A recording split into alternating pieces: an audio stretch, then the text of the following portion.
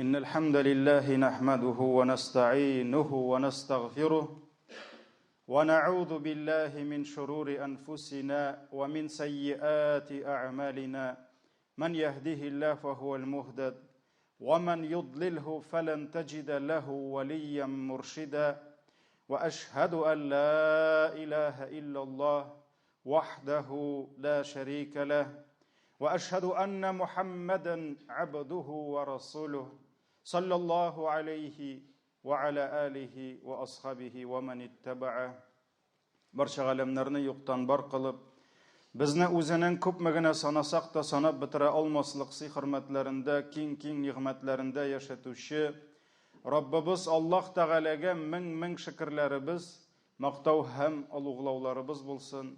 Җирләргә дә, күкләргә дә Аллаһының рәхмәте булып килгән сөекле пәйгамбәребезгә күңел түрләребездән чыккан дугаларыбыз, Аллаһ Тәгаләнең сәламе һәм салаваты булсын.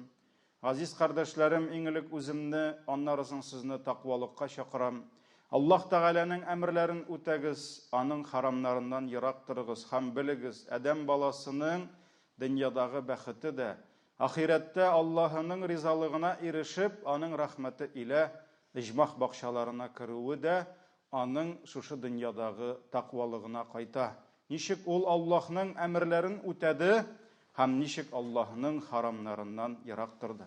Шуңа күрә Аллаһ Тәгалә әйтә: "Я айюһаллазина аману тақуллаһ", әй иман китергән бәндәләр, Аллаһ Тәгаләгә тиешенчә тақва булыгыз. Иттақуллаһа хаққа туқатих ва ла тамутунна илля ва антум муслимун. Аллаһ Тәгаләгә тиешле дәрәҗәдә тақва булыгыз һәм мөселман булмаган хәлдә, үзегезнең мөселманлыгыгызны, исламыгызны төзәтмәгән хәлдә Аллаһ хузурына кайтудан сакланыгыз диде. Раббыбыз Аллаһ безне үзенә иман китерергә, бер үзенә гыйбадәт кылырга насыйп итте. Бүген дә без Аллаһының әмренә буйсынып, аның йортына кунакка, Аллук гыйбадәтне торгызу өчен килдек. Аллаһ Тәгалә әйтте: "Я айюһаллазина аману", әй иман китергән бәндәләр, "Иза нудия лис-салати мин яумил җумуа фас'ау иля зикриллаһ". Әгәр дә җомга көненең азаны әйтелсә, җомга намазының азаны әйтелсә, фас'ау иля зикриллаһ. Аллаһны зикр итәргә ашыгыгыз. Аллаһны искә төшерергә, Аллаһны искә алырга, намаз укырга ашыгыгыз. Вазарул бәйъ, һәм үзегезнең эшләрегезне, кәсепләрегезне, сәүдәләрегезне бөтенесен калдырыгыз. Калдырыгыз, ашыгыгыз Аллаһны зикр итәргә. Заликум хайрул лакум ин кунтум тагламун. Һәм бу сезнең өчен хәерлерәк ди, әгәр сез белсәгез. Бу Җомга сүрәсе. Намаз күп кенә исламнан ерак булган милләттәшләребез, Аллаһ һәрберсенә һидаят бирсен. Без алар өчен изге дуга кылып сорыйбыз. Аллаһ Тәгалә калыпларын ачсын һәм аларны да безнең белән бергә намаз әһелләре булырга насыйп итсен. Безгә ахыр сулышларыбызга кадәр намаз әһеле булып яшәргә Раббым ярдәм итсен. Күп кенә шушы кешеләр сорыйлар. Без Хәзрәтләр, имамнар, диннең күп нәрсәсен аңлыйбыз. Ата-ана хакы, без аны аңлыйбыз. Шуннан да әтияни хакы зур, ул чөнки үзе әтияни. Гаиләдә ир хакы, хатын хакы, моны да аңлыйбыз. Балага ие тәрбия бирергә кирәк, ансын да беләбез. Аракы эчү явызлык аңлыйбыз. Урлашырга ярамый, монсын да килешәбез. Ләкин нигә кирәк соң ул? Аллаһ Тәгаләгә безне көненә 5 мәртәбә каршына китереп, бастырып, үзенә баш идертергә, рукух һәм сәҗдәләр кылдыртырга дип еш кына сорыйлар. Мөхтәрәм җәмәгать, Аллаһ Тәгалә "Кул һуаллаһу әхад". Әйт, ул Аллаһ бер. Аллаһус-самад. Аллаһ аңа беркем дә кирәкми. Ул беркемгә мохтаҗ түгел. Һәр мәхлук Аллаһка мохтаҗ. Аллаһтан башка берсе дә юктан бар кылына да алмады, яши да алмый, һәрберсе Аллаһка мохтаҗ. Әмма Аллаһ һич кемгә мохтаҗ түгел. Шуңа күрә Аллаһ безнең үзебезгә дә, безнең аңа иман китерүебезгә дә, безнең аның каршына басып намаз укып, ураза тотуларыбызга да Аллаһ мохтаҗ түгел. Аның белән Аллаһның кудрәте артмый да, имансызлыкка төшсәк, Алла сакласын, аның кудрәте кимеми дә. Без Аллаһ йортына килгәннән Аллаһның байлыгы артмый, без Алла сакласын, Аллаһ йортыннан ерак йөргәндә Аллаһның байлыгы кимеми. Ул безгә мохтаҗ түгел. Ләкин без Аллаһка мохтаҗ.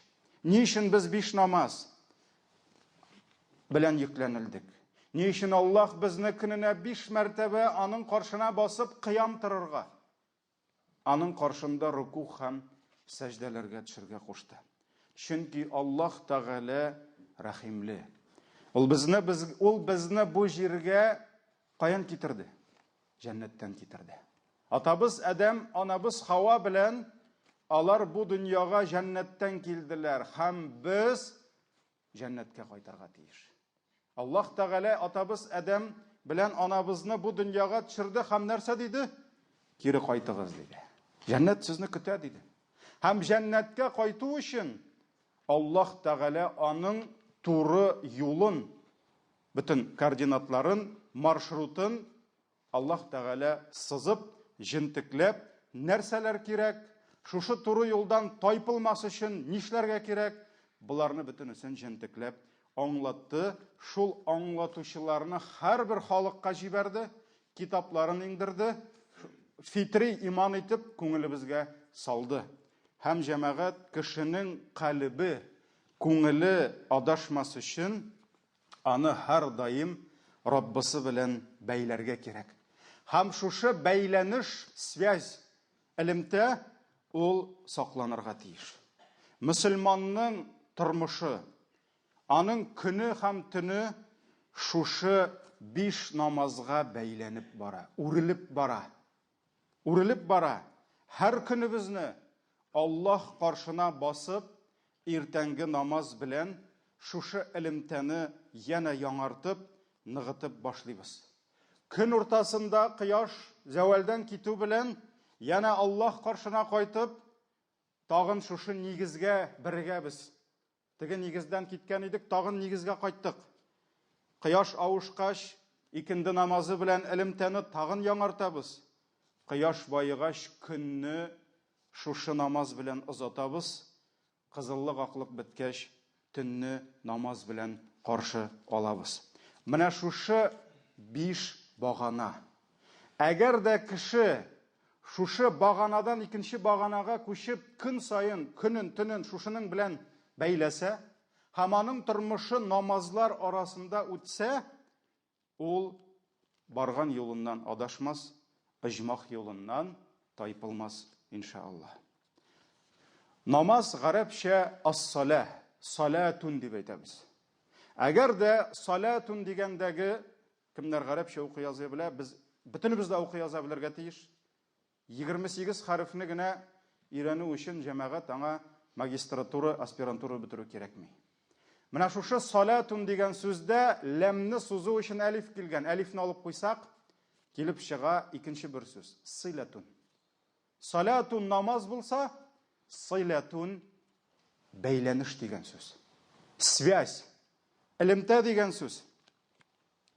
Намаз гыйбадәте безне Раббыбызга тоташтыра торган, Раббыбыз белән бәйли торган, йөрәгебезне Аллаһ белән бәйләп куя торган ныклы элемтә, бәйләнеш булып тора.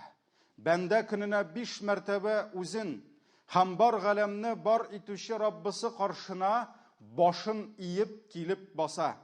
Һәм iyяка нагъбуд ва iyяка настагин дип әйтә. Сиңа гына Раббым мин кыл, мин акча кылы да булмадым, пот кылы да булмадым, тегенең кылы да түгел, синең генә мин кылың, һәм мин синнән генә ярдәм сорыйм.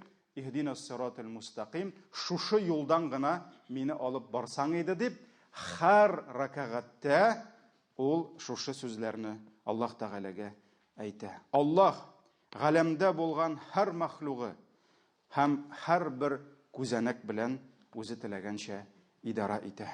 Аллаһ Тәгалә әйтә: "Ва индаху мафатихул гайб لا يعلمها إلا هو.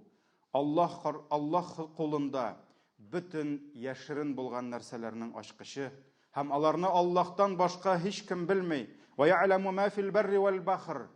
Ул суда һәм җирдә булган һәр нәрсәне белеп тора. Ва ма тасқуту мин варaqatin илля я'ламуха. Һәм Аллаһның гыйлеменнән, рөхсәтеннән башка агачтагы яфрак та төшмәс диде. Без Раббыбыз каршына басабыз. Аның кулында безнең гомеребез. Без шуны аңлыйбыз һәм шуны таныйбыз. Аның кулында безнең ризыгыбыз, безнең мал-мөлкәтебез, аның кулында безнең яраткан балаларыбызның, хәләл җефетләребезнең гомерләре, аларның ризыклары, һәм аның кулында безнең әҗәлебез.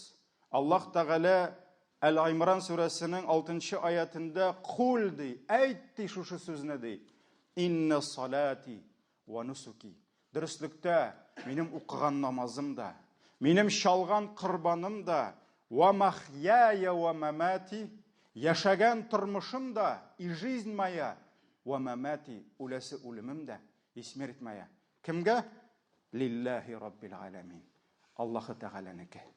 Аллаһы Тәгаләнеке, намаз гына түгел, шалган кырбаныбыз гына түгел, яшәгән гомеребез дә Аллаһныкы. Аллаһ Тәгалә кулында әҗәлебез дә. Лиллаһи раббил аламин, галәмнәр Раббысы Аллаһныкы дип әйтте дә. Аллаһ бәндәләренең ризык һәм мөлкәтләрен бүлә.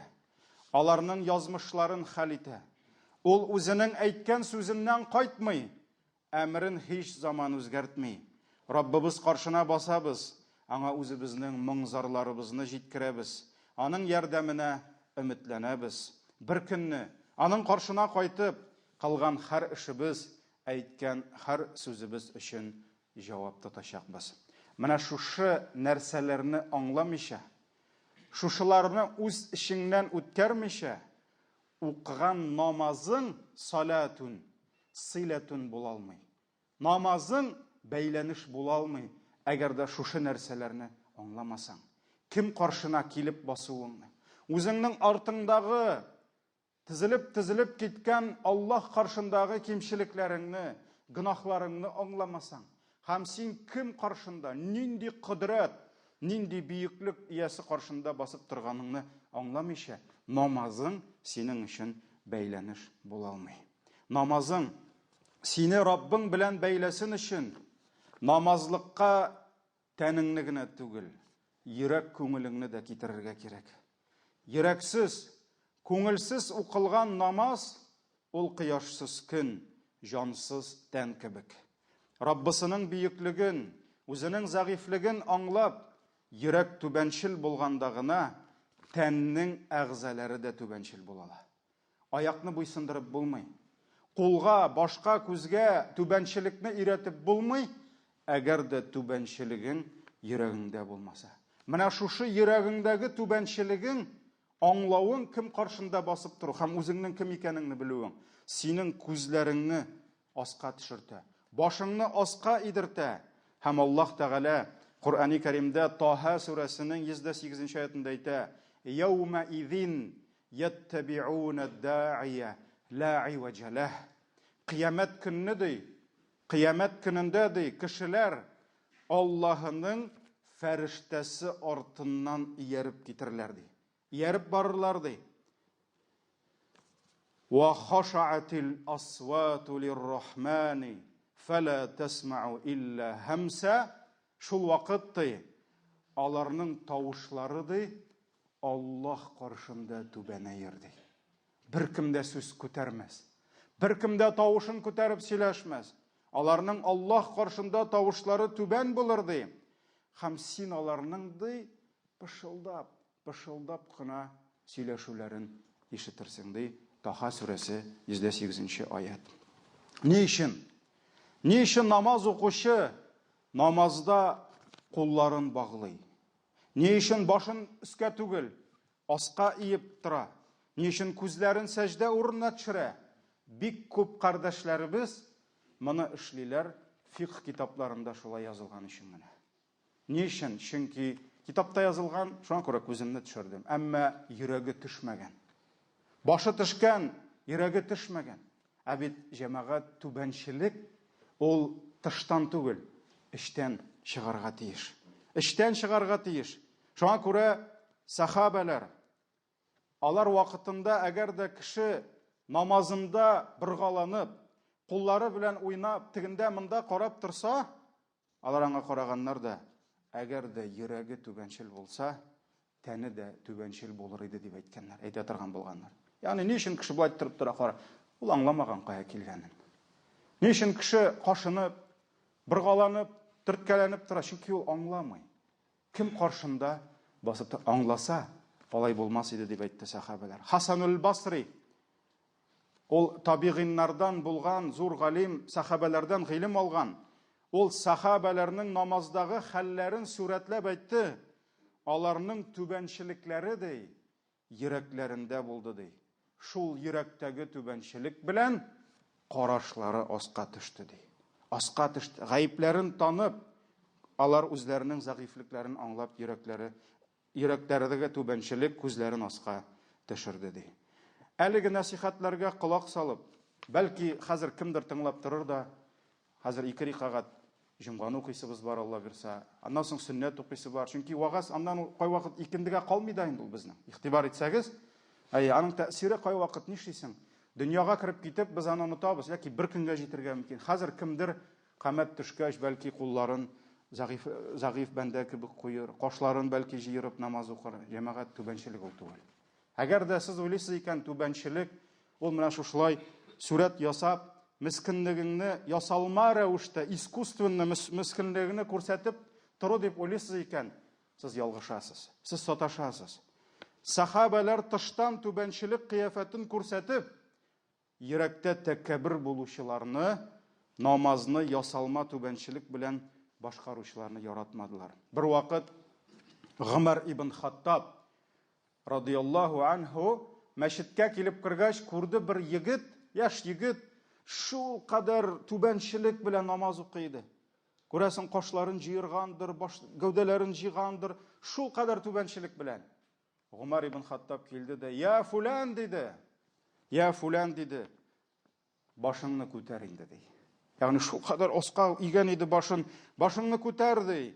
Йөрәгеңдә булган түбәнчелегеңнән артыгын гәүдәңдә күрсәтмә ди. Йөрәгеңдә күпме түбәнчелек, шуны гына күрсәт ди. Артыгын түгел ди. Йөрәгеңдә булганыннан артыгын күрсәтсәң, бу мунафиклык өстенә мунафиклык булыр ди. Ягъни тыштан түбәнчел, йөрәге бит тәкәббер. Шуңа күрә җәмәгать Хасанул Басри, Аллаһның рәхмәтендә булсын, менә бу хакта шундый матур сүз әйткән. Менә бу безгә шул кадәр кирәкле сүз. Хасанул Басри әйткән, кайбер кешеләр дигән, үзләренең түбәнчелек, ул смиренность була русча. Ул кай вакыт аны скромность дип әйтергә була. Түбәнчелекләрен киемнәренә ди, тәкәбберлекләрен йөрәкләренә салдылар ди. Ягъни тыштан карасаң, шул кадәр мискин инде. Шул кадәр гади инде, ул машинасы да гади, бер нәрсә кирәкми кебек. Йөрәгенә керсәң, бераз гына тормышта бәйләнешеп алсаң, шундый тәкәббер утыра ичендә. Шуңа күрә Хасанул Басри әйтте, кайбер кешеләр түбәнчелекләрен киемнәренә ди, кыяфәтләренә, тәкәбберлекләрен йөрәкләренә салдылар ди. Мондый түбәнчелек җәмәгать кирәкми. Шуңа күрә тышкы гамәлләр белән генә хушуклык түбәнчелеккә ирешеп булмый. Ул эчтән, күңелдән, йөрәктән, йөрәк аңлавыннан чыгарга тиеш. Аллаһның рәхмәте җәмәгать, менә бу гыйбадат, ул безне Раббыбыз белән бәйли. Әйтерсең лә без барабыз сазлыктан. Һәм шушы сазлык уртасында безгә әйттеләр, анда нигезләр бар ди. Менә сез шушы нигезләргә туктап ял итеп, икенче нигезгә барыгыз, өченчесенә барыгыз, дүртенчесенә, бишенчесенә, аннарысын тагын бишәү дип, менә шулай итеп безне остазлар өйрәттеләр. Һәм без әз генә тайпылсак төшеп китәбез. Без батабыз, без бара алмыйбыз. Менә шуның кебек Аллаһның илчесе килде безгә, башка илчеләр кебек 5 намаз, шушы 5 нигез белән шушыларга тотынып барсак, иншалла адашмыйбыз. Һәм намаз ул безне бәйли Аллаһ белән генә түгел, Аллаһның бәндәләре белән бәйли. Намазның бәрәкәте күп. Һәм шул бәрәкәтнең берсе ул безнең кардәшлегебезне арттыра. Бөек гыйбадат кешене Раббысы белән генә түгел, аның хәерле бәндәләре белән дә бәйли. Түбәнчелек белән аңлап укылган намазлар безнең кардәшлегебезне, үзара дуслыгыбызны ныгыта. Имам Бухари үзенең хадислар җыентыгында китерә, Абдулла ибн Мас'удтан шундый хадис. Бер вакыт Пәйгамбәрбез саллаллаһу алейхи ва саллям сахабаларын җыеп, намаз тәртипләрен өйрәткәндә, аларга ат-тахиятны өйрәтте. Ат-тахият. Ансыз намаз булмый. Шулай бит, ваҗиб. Ат-тахиятны өйрәтте.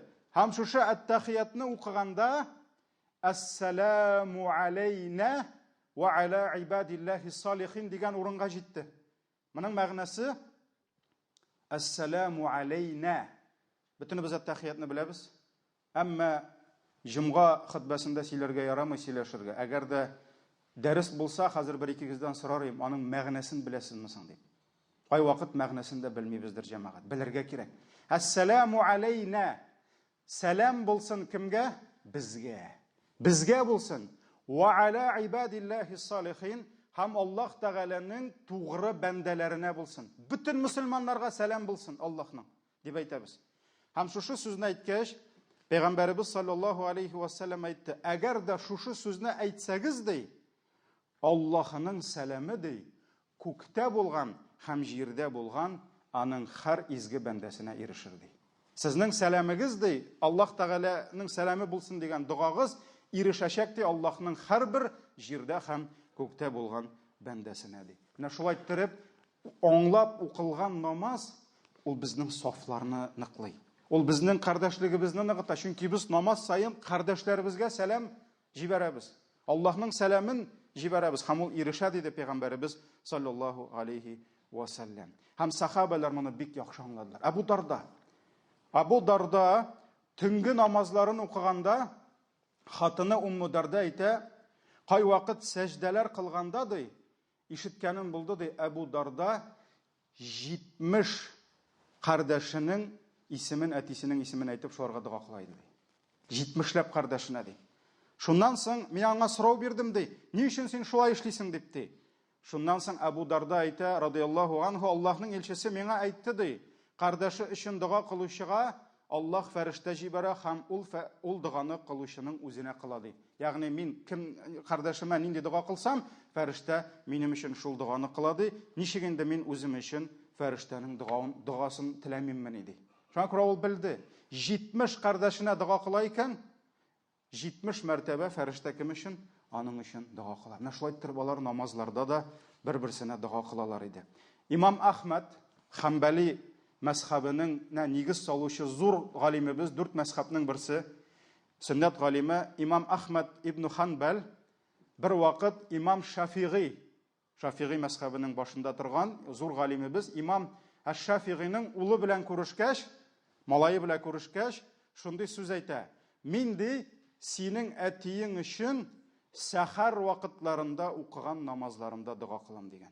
Сәхәр вакытларында укыган, ягъни тахаҗуд, сәхәргә җиткәндә иң изге вакыт төннең 3нче өлеше, менә шунда мин синең әтиеңә дуа кылам дип, алар бер-берсенә дуа кылганнар беләбез. Абу Ханифа хәзрәтләренең намаз ахырында әти-әнисенә, остазларына кылганын һәм гомумән галимнәр бер-берсенә шулай дуа кыла торган булганнар. Азиз кардәшләрем, намаз гыйбадәте ул кешенең тәнендәге иң күп әгъзалары катнаша торган гыйбадәт. Аягы да намазда, кулы да, маңгайы да, борыны да, күзләре дә, теле дә. Әгәр дә без шушы зур гыйбадәттә аягыбызга да өлеш биргәнбез икән, әйдәгез йөрәгебезне мәхрүм итмик. Йөрәккә дә үз өлеше булсын. Көрәшик һәр намаз өчен. Уебыз, фикеребез китмәсен өчен. Йөрәгебез, калбыбыз, фикеребез намазда булсын өчен һәр намазда җихад кылырга кирәк. Һәр намаз өчен көрәшергә кирәк. Шайтан бүтән көчен куя безгә ул намазны бирмәскә, күңелебезне намазлыкка бастырмаска. Кешенең йөрәге намазында ни кадәр күбрәк катнаша алса, шул кадәр йөрәк үзенең рәхәтен, ялын табар, шул кадәр ачылыр һәм киңәер. Субханаллах. Сөйкле Пәйгамбәребезнең һәрбер сүзендә хикмәт булды. Һәрбер сүзе алтыннан кыйммәт булды. Карагыз, намаз вакыты кергәч, ул Билалга азан әйтергә кушты. Ләкин Билал азан айт демәде. Әйдә намаз укыйк әле демәде. Бар тизрәк намазга чакыр демәде. Нәрсә диде? Я Билал, арихна бис-салати диде. Эй Билал, әйдә безне намаз белән ял иттер әле диде.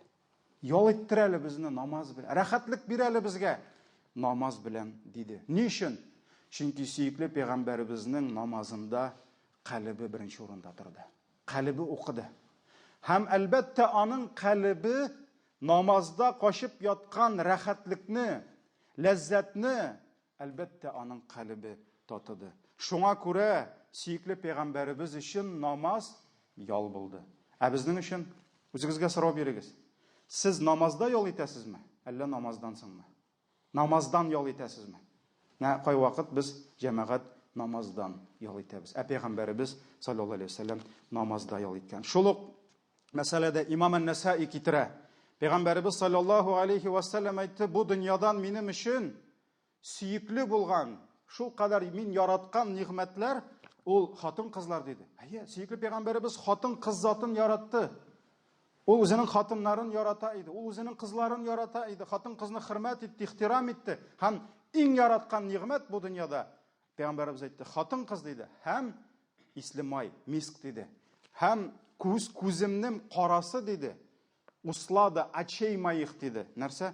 Ул намазымда булды диде. Шуңа күрә иң зур рәхәтне сөекле пәйгамбәребез бу дөньяда намаздан тапты. Я Раббым, безләрне намаз гыйбадәтен торгызучы, синең каршыңа түбәнчелек белән килеп басучы, сиңа руку һәм сәҗдәләрен кылучылардан кылсаң иде.